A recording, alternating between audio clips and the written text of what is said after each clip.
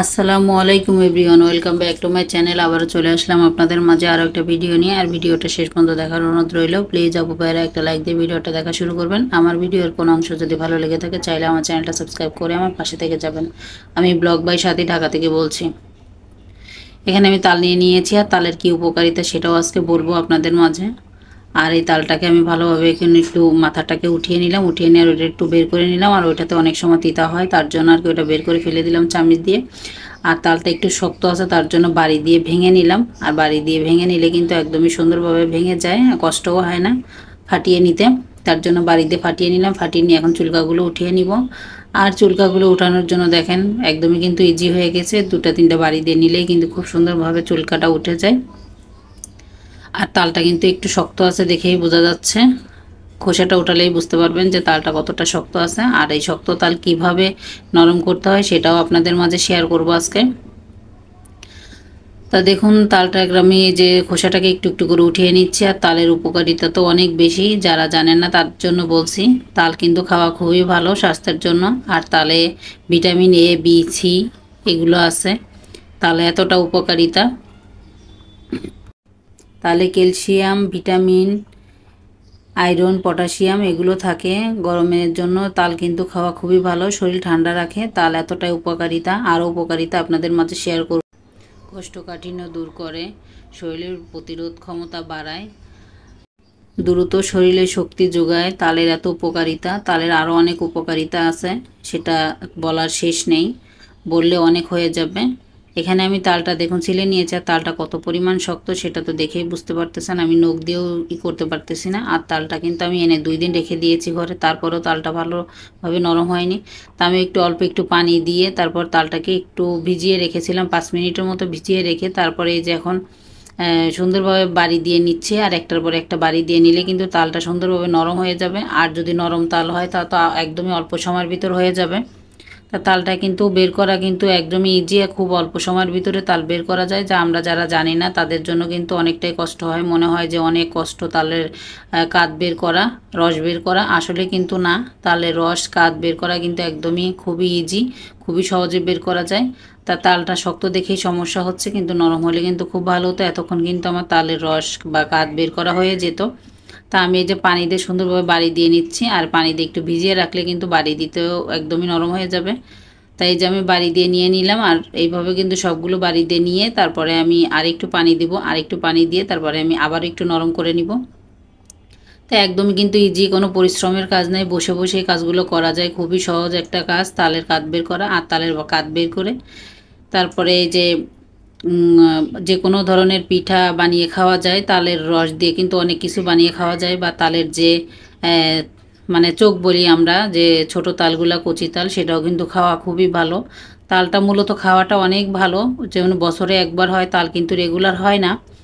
তার জন্য এই যে দেখুন আমি কিন্তু এই যে এটার ভিতরে নিয়ে আমি সুন্দরভাবে আমি ডলে নিচ্ছি। আর ডলে দেখুন আমি কিন্তু একদমই অল্প সময়ের মধ্যে 1 মিনিটে কিন্তু একটা হয়ে যাচ্ছে, এতটা সহজভাবে হয়ে যাচ্ছে। আর আমি কিন্তু এখানে কোনো টেনে দেওয়া বা কেটে দেওয়া এগুলো কিছুই করিনি। তারপরে তো দেখে বোঝা যাচ্ছে যে কতটা সহজভাবে তালটা বের হয়ে যাচ্ছে।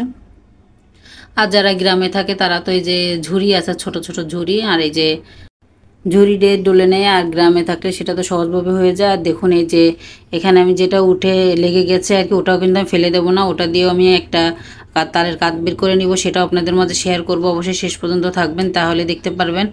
আর যাদের মানে অতিরিক্ত যারা তাল খেতে পছন্দ করে বা তাল খায়, অতিরিক্ত তাল খেলে কিন্তু ডায়রিয়া হতে পারে বা হজমের সমস্যা হতে পারে। তার জন্য অতিরিক্ত তাল খাওয়া যাবে না। আর তাল খেলেও পরিমাণ মতোই খেতে হবে। আর যাদের ডায়াবেটিস আছে তারা অবশ্যই বুঝে শুনে খাবেন। ডায়াবেটিস থাকলে কিন্তু তাল বেশি খাওয়া বা তাল না খাওয়াই সবথেকে ভালো তাদের জন্য। তার জন্য বলে দিলাম আর কি, যে উপকারিতা অপকারিতা সেটাও বলে দিলাম দুইটাই। আর তাল দেখেন কাত কিন্তু আমার বের করা হয়ে গেছে। আমি তিনটা মানে যে ইয়া ছিল আর কি, সেটা কিন্তু আমি বের করে নিলাম। তিনটা থেকে আমি বের করে নিয়েছি। আর দেখুন কত সুন্দর ঘন হয়েছে, একটুও কিন্তু ভিজা ভিজা নেই। আর এটাও কিন্তু আলাদা রাখা যেতে পারে, আলাদা রেখে দিয়ে তারপরে যখন পিঠা খাবেন তখন কিন্তু এটা দিয়ে পিঠা খাওয়া যেতে পারে। তা দেখুন আমি কিন্তু একটু ছেঁকে নিচ্ছি, যেহেতু বড় বড় আঁশ থাকতে পারে আর কি, কিন্তু বেশি একটা না, সামান্য 2-1টা আঁশ পড়েছে, তাছাড়া কোনো আঁশ নেই। তারপরে আমি একটু ভালোভাবে ছেঁকে নিচ্ছি, ছেঁকে নিলে খুব সুন্দর হয়, ক্লিন থাকবে আর কি, তার জন্য। আর তালটা কিন্তু একদমই মানে শুকিয়ে, মানে জাল করে শুকিয়ে কিন্তু আরও এক ধরনের তালের আচারের মতো বানানো যায়, কিন্তু সেটা আমি এখন আর দেখাবো না আপনাদের মাঝে। আমার আম্মু করতো, সেটা দেখতাম, অনেক টাইম লাগে, বহুত টাইম লাগে সেটা করতে। আর মানে খুবই মজা হয় সেটা, মানে খেলে আর কি খেতে ইচ্ছা করবে, এতটা মজা হয় সেটা।